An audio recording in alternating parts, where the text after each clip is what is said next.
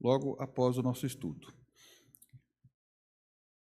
Vamos lá então, irmãos, vamos fazer a leitura reverentemente. Apocalipse capítulo 4, versículo 1 diz assim: Depois destas coisas olhei, e eis que estava uma porta aberta no céu, e a primeira voz que, como de trombeta, ouvira falar comigo, disse: Sobe aqui, e mostrar-te-ei as coisas que depois destas devem acontecer. Então, que Deus abençoe a sua palavra. Nós já oramos agora há pouco, que os nossos corações se abram para ouvirmos a voz dele. Na semana passada, nós fizemos alguns apontamentos sobre a perspectiva pré-tribulacionista. Nós enquadramos num grupo de estudiosos da Bíblia, de leitores da Bíblia, que tem esse título, esse rótulo, né? Pré-tribulacionista. O que significa dizer que nós acreditamos que o Senhor Jesus Cristo virá para praticar, não virá, mas nós acreditamos no arrebatamento secreto. Esse é o nome da doutrina, o arrebatamento secreto. O que significa dizer que nós seremos levados aos ares e nos encontraremos com o Senhor lá nas nuvens, e de lá Ele nos levará para o céu, onde nós estaremos com Ele, passando pelo tribunal de Cristo, ou também pelo bema, pelas bodas do Cordeiro, e depois de um período de 7 anos, nós retornaremos à terra para governarmos com Ele, conforme a Bíblia nos fala em Apocalipse 20, sobre o grande milênio, ou sobre o período do milênio. Então, a nossa perspectiva é uma perspectiva pré-tribulacionista, e é também uma perspectiva dispensacionalista. Então, nós acreditamos que hoje nós estamos vivendo na dispensação da igreja, não estamos mais na dispensação da lei, mas na dispensação da igreja do Senhor Jesus Cristo, e nós fizemos algumas distinções sobre uma coisa ou outra, e essa perspectiva pré-tribulacionista e dispensacionalista, ela existe por conta do método de interpretação chamado método gramático histórico, ou seja, nós interpretamos a Bíblia literalmente e não metaforicamente. Nós só nos recorremos a um recurso metafórico quando o texto exige isso, né? Quando, por exemplo, Jesus disse, eu sou a porta do curral, né? ou eu sou o pastor. Jesus não é um pastor de verdade, mas o texto exige isso, né? Que seja uma interpretação metafórica. Aí a gente entende dessa forma. Eu sou a água viva, né? Jesus não é a água. Então, o próprio texto exige que haja uma interpretação metafórica e não literal. Então, nós falamos, por exemplo, sobre a questão das 70 semanas de Daniel, da 70ª semana de Daniel, nós vamos mencionar daqui a pouco. Falamos sobre a distinção de Israel e a igreja. Uma coisa que a gente tem que estar sempre na nossa cabeça aqui é que Israel é um povo, a igreja é outro povo. A igreja não substitui Israel. Então, se você não entender muita coisa, não tem problema, né? A menos que você se dedique um pouco a fazer uma pesquisa mais profunda sobre isso. Mas o dia que alguém chegar para você e disser assim, olha, Israel foi extinto, Israel não existe mais, a igreja substituiu Israel. Então, levanta aí uma luz vermelha, porque essa pessoa tem uma interpretação muito diferente da interpretação que nós temos, e é uma interpretação, inclusive, perigosa, né? Ela pode levar ao antissemitismo. Um dos motivos pelos quais existe o ódio por Israel hoje é por conta dessa doutrina de que a igreja suplantou Israel. Uma outra questão muito interessante é sobre a doutrina da eminência, nós falamos sobre isso também. Agora, gostaria de seguir adiante, pensando com os irmãos, que nós, o povo da igreja, nós esperamos pelo arrebatamento. E o arrebatamento é uma doutrina bíblica, e é uma doutrina bíblica que traz para o crente esperança. Então, nós somos o povo que o apóstolo Paulo disse que deveríamos nos consolar uns aos outros com estas palavras. Com que palavras? Com as palavras do arrebatamento, né? Ele fala isso em Tessalonicenses. Então, quando nós passamos por um momento difícil, por um momento de muita dificuldade, porque muitas vezes as dificuldades pelas quais nós passamos no mundo, elas têm níveis diferentes, né? Talvez você um dia já pensou assim, eu nunca vivi uma situação como a que eu estou vivendo agora. Eu estou vivendo agora uma situação difícil, mas no passado eu já vivi situações mais difíceis. Então, em momentos assim, nós precisamos nos consolar nas Escrituras, nós precisamos nos ombrear, procurar o nosso irmão, procurar a irmã, porque a palavra de Deus, principalmente no que se diz respeito ao livro de Apocalipse, e mais precisamente nas cartas de Paulo, são palavras de esperança. Imagine, você pode ser arrebatado a qualquer hora. Então, a gente não tem que estar preocupado com o dia de amanhã, mas sempre esperançosos quanto ao retorno de Cristo. E aqui também nós temos uma grande diferença sobre o período em que os crentes estão esperando pela volta de Jesus, que é um período de consolo. As palavras do arrebatamento da igreja são palavras de consolo. Quando Paulo expõe estes textos, tanto em 1 Coríntios, capítulo 15, como nas cartas aos Tessalonicenses, são palavras de consolo e são palavras de esperança. Agora, quando ele fala sobre a segunda volta dele, que será precedida, a segunda volta de Jesus será lá no final da grande tribulação. Então, a segunda volta de Jesus é precedida por julgamento. Então, nós percebemos que, embora aqueles que serão salvos no período da grande tribulação, de alguma forma serão consolados, mas a mensagem de Apocalipse, que vai do capítulo 4 até o 20, não é uma mensagem de consolo, é uma mensagem de juízo, né? Basta nós lermos Apocalipse, nós vamos perceber isso. Estes textos, o capítulo 5, o capítulo 6, até o 20, são palavras de juízo, tanto que o último capítulo, que é o capítulo 20, fala sobre o grande trono branco de Deus, que receberá todos aqueles que morreram, tanto no Velho, como no período da grande tribulação, que morreram sem Cristo, sem crerem no Messias. Então imagine você, antes de Cristo, quantas pessoas morreram? Antes do dilúvio, essas pessoas que morreram no dilúvio, elas ressuscitarão. As pessoas que morreram na época de Abraão, na época de Davi, na época de Jesus, né? Essas pessoas ressuscitarão, mas não para a salvação eterna. Aquelas que não creram, né? Estou me referindo àquelas que não creram.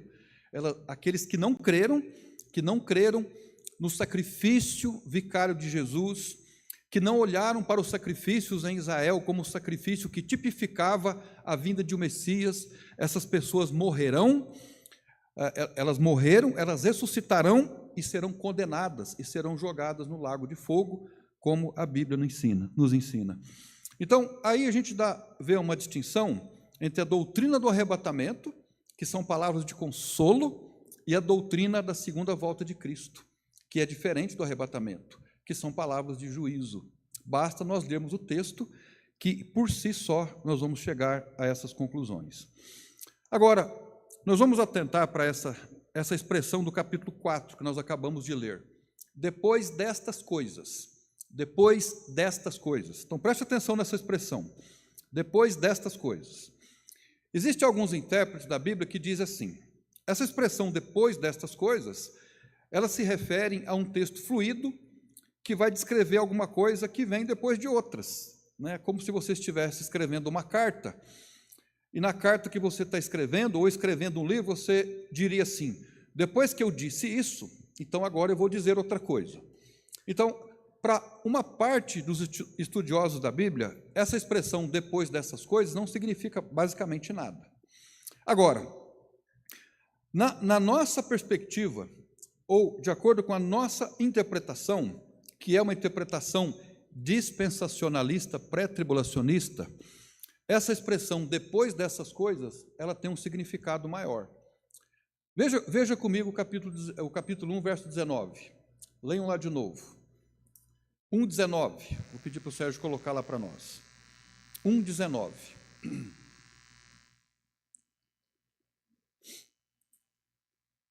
Se não for possível, tudo bem, viu, Sérgio? Se não for possível. Olha lá, foi possível. Escreve as coisas que tens visto, as coisas que são e as que depois destas hão de acontecer. Então veja, escreve as coisas que tens visto, capítulo 1, nós estamos relembrando aqui, capítulo 1 de Apocalipse. As coisas que são, capítulos 2 e 3, período da igreja, ou melhor dizendo, as igrejas, capítulo 2 e 3, e as que depois destas hão de acontecer. Então, nós linkamos essa expressão do capítulo 1, verso 19, com o capítulo 4, verso 1, onde nós lemos, depois destas coisas. Então, para nós, na visão dispensacionalista, pré-tribulacionista, essa expressão tem um significado maior, um sentido maior do que simplesmente para anunciar que virá uma coisa depois da outra, mas ela refere-se a um tempo. Então, a parte profética e futurista do livro de Apocalipse começa daqui para frente. O capítulo 4 não descreve detalhadamente tudo o que acontecerá no período da grande tribulação, mas ele anuncia os capítulos 5 e o capítulo 6, e o capítulo 6, então, em diante, é profecia, o que significa dizer que refere-se ao futuro, ok? Então, o capítulo 1 é uma descrição de Jesus, os capítulos 2 e 3 de Apocalipse refere-se às igrejas, e do capítulo 4, e mais precisamente do capítulo 6 em diante, são capítulos que falam sobre a grande tribulação, tá bom? Então, entre os capítulos 4 e o capítulo 20, nós vamos ver cumpridas, ou nós vamos ver cumprir a última semana de Daniel, Esse estudo sobre as 70 semanas de Daniel é um estudo interessante. Eu acredito que num determinado momento a gente pode estudar aqui, mas eu gostaria de falar rapidamente, né? Quando Daniel fala de 70 semanas, a palavra semana, na língua original, no hebraico, ela quer dizer um conjunto de 7. Então, ele está falando de 70 semanas. Então, são 70 conjuntos de 7. Na verdade, são 490 anos. Né? Então, a profecia completa do profeta Daniel, que ele profetizou no capítulo 9 de Daniel,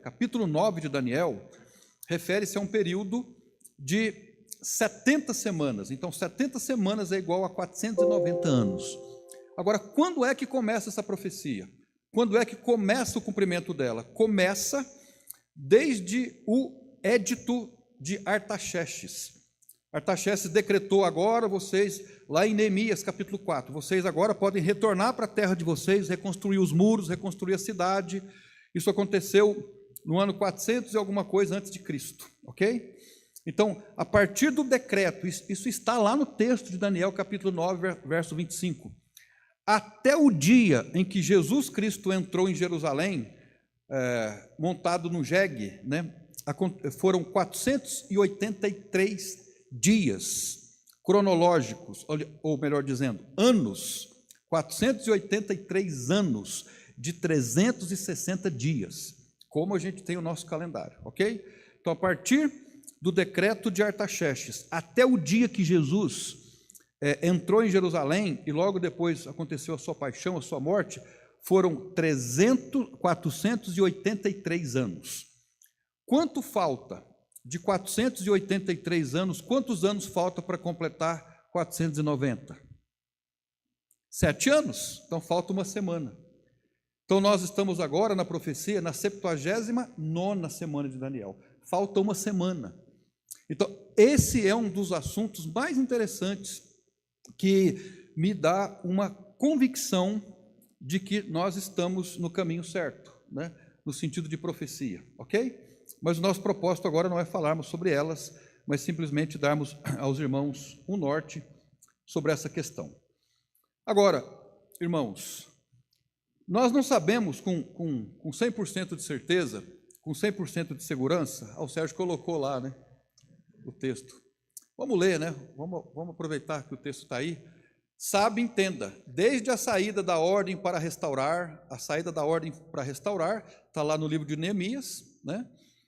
E para edificar Jerusalém, até ao Messias, o príncipe, haverá 7 semanas e 62 semanas, as ruas e o muro se reedificarão mas em tempos angustiosos. Então, no outro momento, a gente pode falar sobre isso.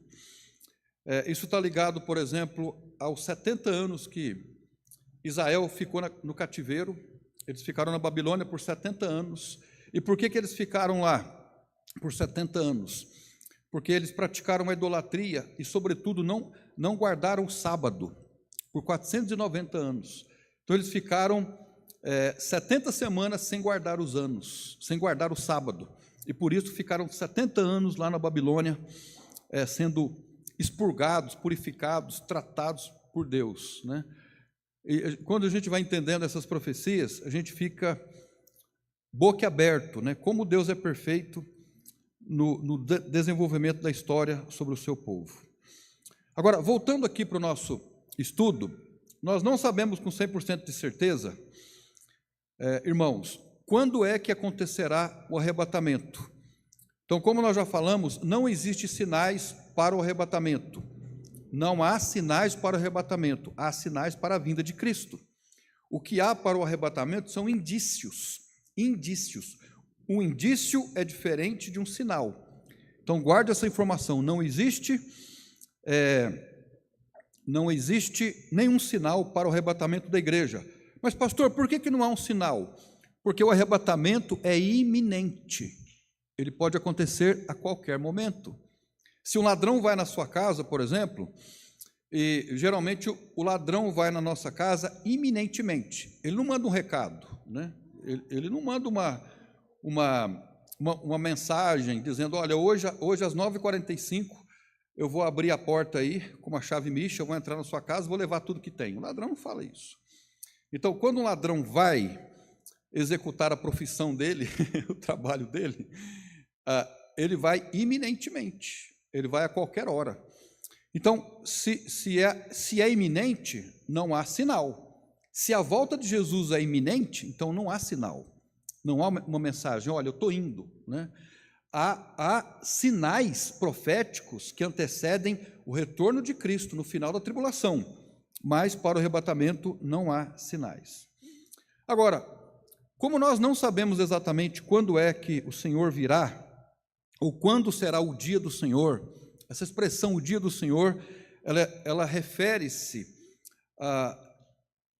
amplamente no Velho e no Novo Testamento como os 7 anos de tribulação. Então, esse é o dia do Senhor, né? E alguns, inclusive, chegam a incluir o milênio no dia do Senhor. Então, o dia do Senhor, ele vem.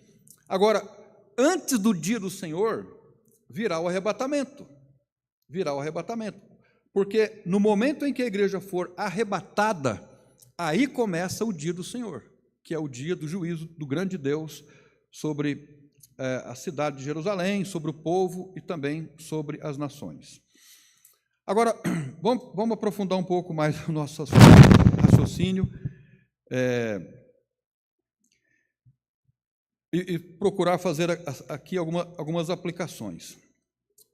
Nós sabemos quando é que Jesus vai voltar hoje? Não, nós não sabemos. Sabemos quando o arrebatamento vai acontecer? Também nós não sabemos.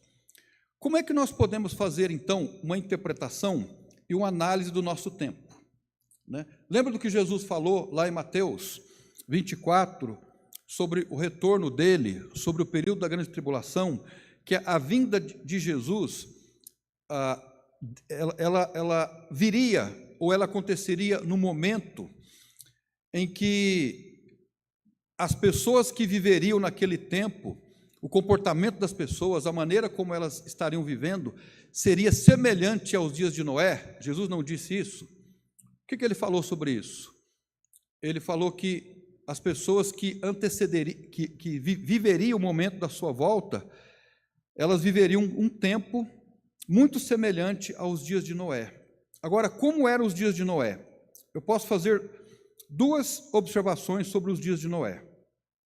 A primeira observação é que nos dias de Noé, a moralidade e o comportamento humano estavam em grande decadência. Noé, aliás, no tempo de Noé, a Bíblia descreve uma sociedade corrupta e violenta. Era uma sociedade corrupta e violenta. Haviam enormes problemas éticos morais e a sociedade vivia um período de efervescência.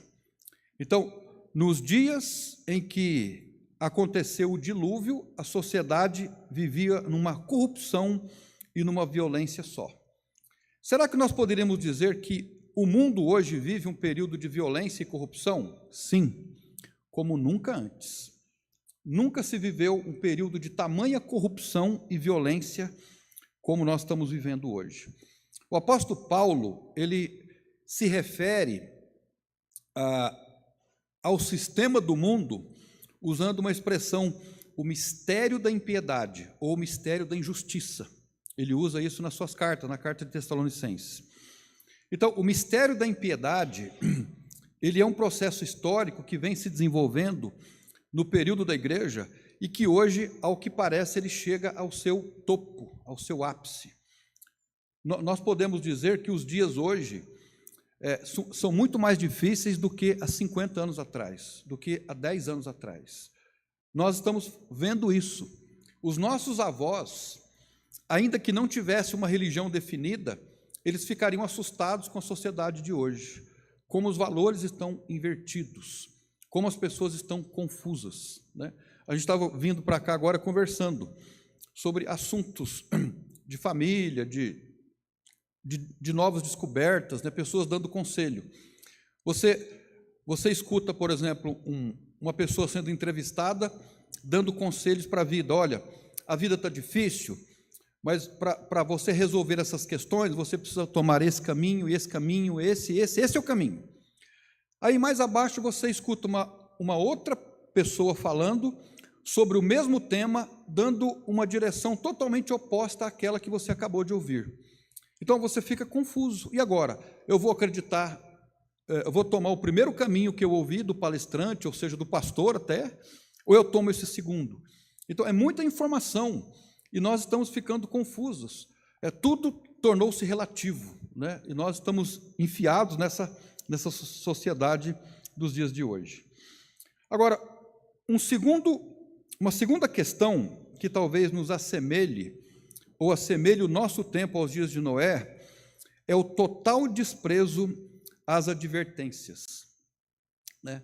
Nos dias de Noé, Noé estava lá fabricando a arca dele, trabalhando, ele era o pregoeiro da justiça, e veio o dilúvio, e de acordo com a leitura de Mateus, quando você lê lá em Mateus 24, quando se refere sobre o dilúvio, tem uma expressãozinha lá que diz assim, e não perceberam.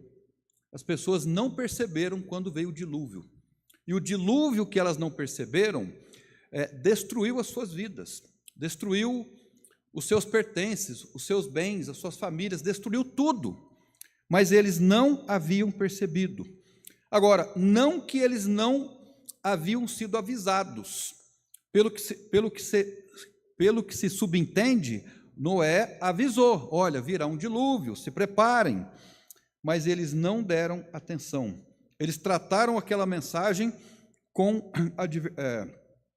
indiferença. Então, nos dias de hoje, também, há um desprezo por advertência. Há um desprezo enorme por advertência profética. Quantas pessoas hoje estão interessadas em estudar, aprender, aplicar e ensinar aqueles que não sabem nada sobre Apocalipse? Se nós formos fazer uma análise aqui para nós, quanto é que nós estamos dedicando das nossas vidas para aprendermos sobre a palavra profética, sobre a profecia, coisas que são elementares, a gente não precisa saber muita coisa, mas coisa pouca. Quanto nós estamos dedicando para aprender, para ensinar alguém? E aí nós falamos assim, olha, essa é uma tarefa dos evangélicos.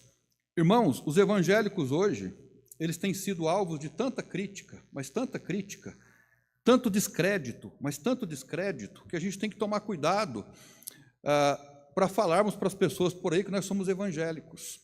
Porque a partir do momento que nós falamos assim, eu sou um evangélico, uma pessoa que não conhece essa linguagem, automaticamente ela nos associa com figuras, com personagens hoje, que são horrendas do ponto de vista cristão evangélico. Elas não representam a gente, elas não nos identificam. Então a gente tem que tomar cuidado hoje, né? Eu diria que a grande maioria do evangélico hoje Para a grande maioria dos evangélicos, a Bíblia Sagrada não quer dizer nada. Para a grande maioria dos evangélicos, a Bíblia, as Escrituras, não quer dizer nada. Para a grande maioria dos evangélicos hoje, dos frequentadores de igreja, eu estou falando no sentido amplo, no sentido geral, um pastor pregando a palavra de Deus, depois de estudar, depois de orar e pronunciar a palavra, para alguns isso não significa nada. Para alguns, muito melhor ficar em casa, assistir uma série de Netflix, pegar um cineminha, ou dar um rolê no shopping, ou fazer outra coisa qualquer, do que atentar para a palavra, para um discurso. Muito mais fácil. Para muitos evangélicos, hoje, os cultos públicos solenes que deveriam ser prestados a Deus não significa nada, absolutamente nada, zero. Para a maioria dos evangélicos hoje, o estudo cuidadoso das Escrituras não quer dizer absolutamente nada. Para muitos evangélicos, as palavras como lealdade, compromisso, não quer dizer absolutamente nada. Isso não significa nada. Para muitos evangélicos hoje, a igreja não significa nada, sendo que a igreja é a noiva de Cristo, mas para muitos evangélicos, a igreja não significa nada. Mas a questão não se reduz ao meio evangélico somente. Para muitos casados hoje, o cônjuge não significa também nada. Para muitos maridos, a esposa não significa nada, e para muitas esposas, o marido não significa nada. E a gente pode ir mais fundo, para muitos pais, os filhos não significam nada, é um peso. E para muitos filhos, os pais não significam nada, é um estorvo, infelizmente.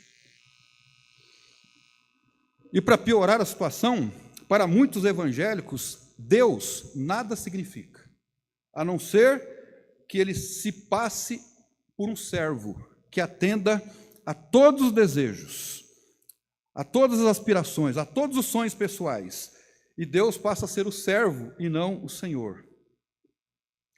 Para a maioria dos evangélicos, a pessoa mais adorada é o eu. A música mais suave que ele quer ouvir é o seu nome, e não o nome de Jesus. Eu quero dizer que nós nunca vivemos uma sociedade tão preocupada com o eu como hoje. Então, isso nos caracteriza como uma geração que se assemelha à geração dos dias de Noé. Uma geração assim se faz de surda, e por isso, quando o arrebatamento acontecer, ainda que o arrebatamento será secreto, as pessoas não vão perceber. E se perceberem, não faz sentido. E, aliás, dizem aí os livros que falam sobre isso, existe uma resposta pronta para o governo do anticristo. Esse povo foi tirado daqui por alienígenas porque eles estavam estorvando o curso do mundo. Agora nós vamos viver paz e segurança. Você está achando que eu estou falando bobagem? Existe um plano por trás disso. No momento do arrebatamento, o governo mundial ou os governos do mundo vão dar essa explicação. Eles foram removidos porque eles estavam atrapalhando a agenda que nós gostaríamos de colocar em pauta. E sabe, irmãos, essa sociedade que promove o egoísmo tem jogado as pessoas numa areia movediça. As pessoas estão cada vez mais doentes, cada vez com menos dinheiro, cada vez mais deprimidas e cada vez mais preocupadas com si mesmos. Eu estava procurando fazer uma pesquisa sobre isso. Você sabia que a gente fala assim, nós brasileiros somos generosos, a gente vê a mídia falando isso, nós somos, dos povos do mundo, nós somos um dos piores, mais egoístas. Interessante isso. O brasileiro é um dos povos mais egoístas que existem, mais preocupados com... Pode pesquisar lá na internet, né? Os países mais generosos são os mais ricos. As pessoas que dão mais, elas ganham mais, né? O meu pai foi visitar meu irmão. Isso é uma questão de cultura, né? Foi visitar meu irmão lá nos Estados Unidos, passou 20 dias lá. E ele foi trabalhar, ele foi com o meu irmão, né, para o trabalho dele. E o pessoal que trabalha para o meu irmão, um dia, antes do meu pai vir embora, eles deram um presente para ele, né? Eles deram um presente porque reconhece, isso é uma cultura do americano, né? O americano, se você faz um serviço para ele e cobra $50, ele paga 100. Se você cobra 100, ele paga 200, né? Então, isso promove uma cultura de prosperidade, porque observar esse princípio de vida traz prosperidade. O brasileiro não, o brasileiro, se ele cobrar 50, se puder ficar de graça, melhor, né? Mas o americano é assim, ele é generoso, e uma cultura que é generosa, ela, querendo ou não, sendo evangélica e não, ela observa um princípio universal. O Senhor Jesus disse que muito mais bem-aventurado é dar do que receber. Então, aquele que dá, ele recebe mais. Isso é uma lei universal. Não é Deus que fica ali, você deu, mas então vou retribuir. Você deu menos, então vou segurar um pouco. Não é isso, é uma lei invisível, universal. Aquele que dá mais, ele recebe mais. O que dá menos, recebe menos. Aí a gente fala assim, os Estados Unidos, né? Outro país que é generoso é a Austrália. Na Austrália também as pessoas são generosas. Outro país é o Canadá. As pessoas também são generosas. Os países mais ricos, as pessoas são mais generosas, né? Outra coisa que meu pai me falou, deram para ele lá presentes em dinheiro. Meu pai falou, levei dinheiro, além de não gastar nada, ainda trouxe dinheiro de volta. Né? Uma cultura. Outra coisa que chamou a atenção dele, os meninos que trabalham com o meu irmão são brasileiros, todos brasileiros. No último dia, meu pai tem 82 anos. Aí eles fizeram uma reunião lá, falou, seu Manuel, o senhor já é uma pessoa vivida, experimentada, gostaríamos que o senhor desse conselhos para nós. O que o senhor pode dizer para nós fazermos na vida? Isso é uma questão cultural, irmãos, cultural, né? Porque eles estão vivendo lá há anos, esses brasileiros, e absorveram parte da cultura. Essa é uma cultura que vem da influência judaica, que vem da Bíblia, né? Então, aquele jovem que pede conselho, ele é bem-sucedido, né? Hoje, os meninos pedem conselhos para meninos da sua idade, procuram conviver com pessoas da sua idade, sem procurarem pessoas mais maduras que possam dar conselhos que sejam melhores e que sejam bíblicos.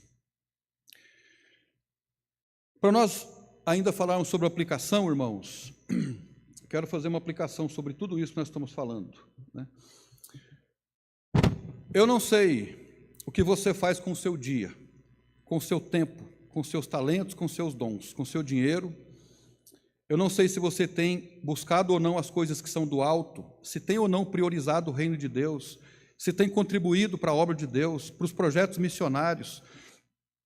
Eu não sei se você tem pensado nas coisas do alto, se você tem dedicado tempo em aprender a Bíblia para ensinar. O propósito de aprendermos da Bíblia é para ensinar, aprender para ensinar. Às vezes nós não temos uma motivação para aprendermos, é porque nós não queremos ensinar, mas foi mandado nós ensinarmos. Então nós temos que aprender para ensinar. Talvez você não tenha buscado força emocional, espiritual, na palavra de Deus, na comunidade dos dons, para ministrar aqueles que precisam dos seus dons. Então nós precisamos estar na igreja. A igreja é a comunidade dos dons, onde nós recebemos dons de outras pessoas, onde nós doamos os nossos dons para ajudar aqueles que não têm nada de espiritual e nada de Deus. Se você não está buscando, hoje à noite, então, você talvez precisa tomar uma decisão, né? Você diria assim, Senhor Deus, a minha vida cristã tem sido uma vida meia boca. Sabe o que é uma vida meia boca? Uma vida meia boca é uma vida mais ou menos, né? Quando a gente vai fazer alguma coisa para o nosso benefício, a gente faz o melhor. Mas quando se trata de ser a obra de Deus ou alguém que precisa, é o pior. A gente dá o pior, né? O que sobra.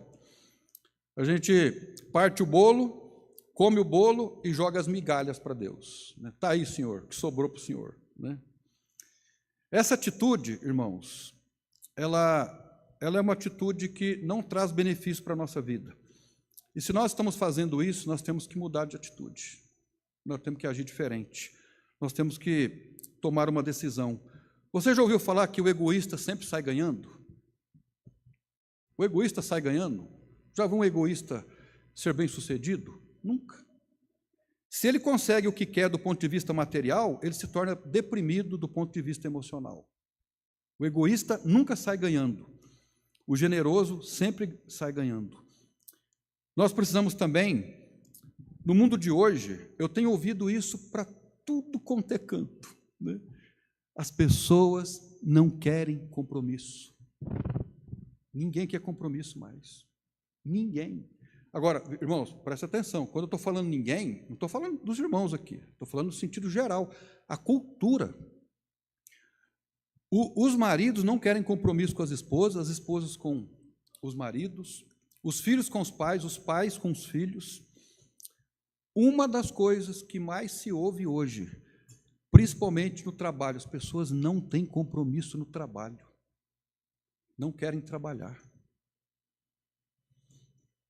Agora, nós vamos trazer essa cultura para dentro da nossa casa, para dentro da igreja, para ensinar isso para os nossos filhos? Não. Nós precisamos ser compromissados. Nós temos que ter compromisso. Se eu sou um crente, eu tenho que assumir o compromisso de crente. Porque as pessoas estão olhando para mim. Que crente meia boca é esse? Que fala que é crente, mas ao invés de estar na igreja, está lá no shopping, está assistindo Netflix. Que crente é esse que fala que é crente, que é um cristão, que doou a vida para Jesus, mas só pensa nele? Isso é mau testemunho. São coisas que às vezes nós achamos que as pessoas não percebem, mas elas percebem. Vida cristã é vida que se leva a sério. Pastor, o senhor é perfeito no que o senhor está falando? Não, eu não sou. Ninguém de nós é. Mas nós temos que procurar ser. Fazer o melhor para Deus. A nossa vida não é nossa. Quando a gente fala isso, é a minha vida, é sua nada. Não é minha nem sua. Nós somos comprados. E o preço foi alto. Foi sangue inocente que nos comprou. Nós não somos nós somos de Cristo. Não se deixe vencer pelos prazeres do mundo, ainda que esses prazeres sejam lícitos, de alguma forma. Priorize o reino de Deus e a sua justiça, e todas as outras coisas vos serão acrescentadas. Não corra atrás do acréscimo, é só desgaste e dor de cabeça. Priorize o reino de Deus. Será que você hoje não precisa tomar uma decisão? Talvez você não tenha problema com isso, mas está com o coração cheio de amargura, mesquinharia, tolice, cheio de mimimi.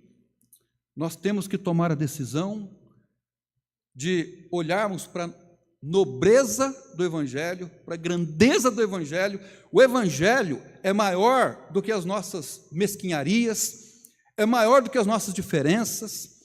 Hoje em dia, as pessoas estão trocando de igreja como se troca de roupa. É de um lado para outro. Essa roupa não serve, esse pastor não serve.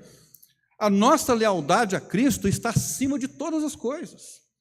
Então, se eu ofendo alguém, por favor, fale comigo, para eu ter o direito, a oportunidade de me retratar, de pedir perdão. Vamos pedir perdão, vamos nos acertar e continuar. Não é verdade? Lealdade a Jesus Cristo. Vamos rogar a Deus que nos dê humildade para seguirmos adiante. O pastor hoje está bravo com alguma coisa? Irmãos, não. Sinceramente, não. Não tem nada assim na minha cabeça, e eu digo com leveza isso, né?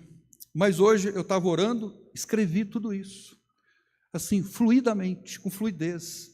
Eu falando, Senhor, eu tenho que falar isso? Sim, nós temos que ouvir isso. Eu ouvi isso que eu estou falando para os irmãos. Eu preciso levar a Deus a sério.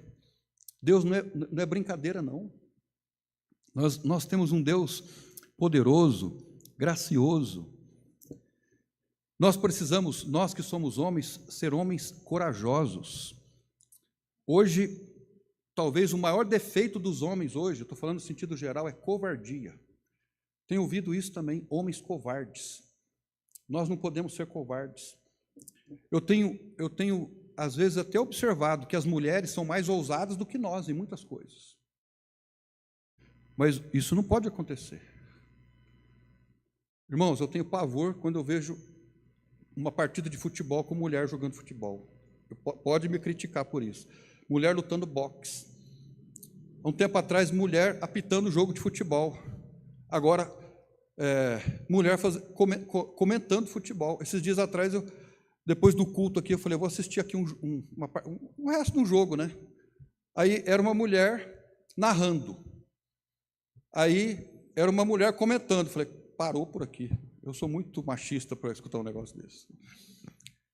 Ou seja, no sentido social, é feio, eu acho feio isso. Né? Podem me chamar do que quiserem, mas eu acho feio. Né? A gente vive um momento difícil da sociedade. Os valores estão invertidos. Né? Estão invertidos, estão invertendo. É um processo. Então, nós precisamos nos juntar, nos unir, nos ajudar. Não há ninguém perfeito, mas nós precisamos levar esse negócio que se chama igreja a sério, todos nós. Naquilo que nós somos fracos, busquemos forças nos outros. Não há ninguém superior a ninguém. Nós que estamos muito acostumados, né? Eu coloco nós e me coloco aí, a criticar os nossos irmãos ou outras pessoas. A gente tem que sempre nos avaliar. Né? Lembra da história que eu contei do rapaz lá na fila do mercado? Né? As pessoas estão o tempo todo criticando as outras no trânsito como se elas não fizessem aquilo, ou se não fazem, se não são capazes de fazer. Nós somos capazes, sim. A gente critica a pessoa que nos fechou, mas a gente também fecha os outros. Né? E às vezes, não poucas vezes. Então, nós temos que desenvolver a capacidade de olharmos para cima, não para dentro de nós, mas para cima, porque dentro de nós não tem nada bom. Né? Mas se olharmos para cima, olhando para Cristo, fitando os olhos em Cristo, nós vamos ter uma noção de quem nós somos e de quem Ele é, da diferença que há entre nós e Ele e o que nós precisamos fazer para Ele. Amém? Apocalipse mesmo, nada, né? Nós vamos parar então por aqui. Na semana que vem. Mas eu estou tentando fazer um paralelo com o período lá o período de Noé com os dias de hoje, né? Que o período é bem igual. Alguém tem alguma pergunta, irmãos? Alguma pergunta, alguma observação?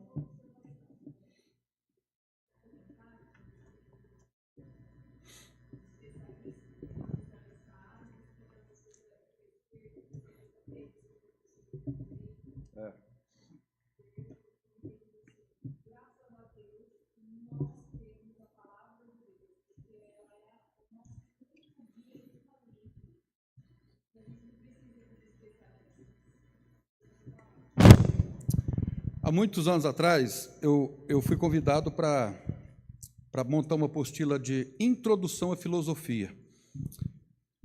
O seminário que eu estudei, ele foi removido para Guarulhos, e eu tinha que preparar a apostila e ir até lá ministrar. E, naquela época, eu li um monte de livros sobre isso, filosofia, introdução à filosofia, e eu li sobre um livro que fala sobre a era das especialidades. A era das especialidades. Antigamente, o médico era o clínico geral. Ele resolvia que problema de saúde? Tudo. Né? Tudo. Qualquer problema que a pessoa tivesse, o médico resolvia. Vai no médico, ele resolve tudo. Aí o tempo foi passando e vieram as especialidades. Né? Veio o médico de rim, o médico de neurologista, enfim. Então, essas especialidades certamente trouxeram algum benefício, mas trouxeram também malefícios, né? Pela razão que a Adri está falando hoje. Porque hoje tem um especialista, por exemplo, aqui um oftalmologista, por exemplo. Você vai no oftalmologista, ele faz um exame, dá um diagnóstico e sugere um tratamento. Aí você tem um outro oftalmologista, ele fala uma coisa totalmente diferente. Né? Tanto é que quando a gente faz um exame, às vezes, tem algum diagnóstico, você fala assim, eu vou ouvir outras opiniões. Quer dizer que, se tem outras opiniões, é porque não é uma verdade absoluta. Tanto que na medicina existe uma teoria, existe um absoluto que é: a medicina é uma verdade relativa, transitória. O que é verdade hoje pode não ser verdade amanhã, né? Agora, se nós formos correr atrás disso, e hoje está assim, né? Fui no especialista, no psiquiatra, no psicólogo. Você quer ver um pessoal que tem opinião diferente sobre as coisas, é o psicólogo. Tanto que existiam mais de 350 linhas de pensamento dentro da psicologia na tentativa de ajudar as pessoas. Quer dizer, você tem tanto caminho assim, né? Agora, a palavra de Deus é absoluta.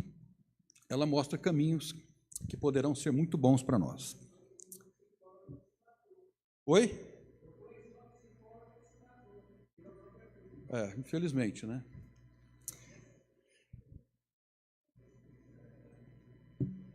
Vamos orar, irmãos, então. Agradeço aos irmãos pela paciência. Senhor nosso Deus e nosso Pai, nós queremos ressaltar a importância do estudo da Tua Palavra. Como nós já falamos, não há aqui ninguém sobre ninguém. Todos estamos debaixo de Cristo. Somos iguais, nem mais nem menos.